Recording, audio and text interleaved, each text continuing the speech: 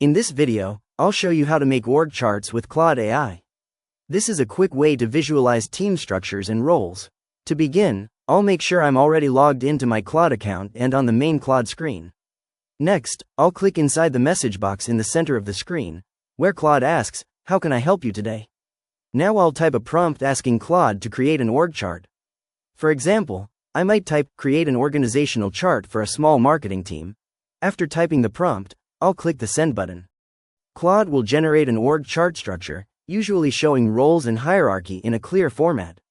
If I want a more visual format, I can ask Claude to output it in mermaid diagram format or a structured layout. For example, I might type, "Create an org chart using mermaid syntax." Claude can also help customize the chart by adding names, roles, or departments.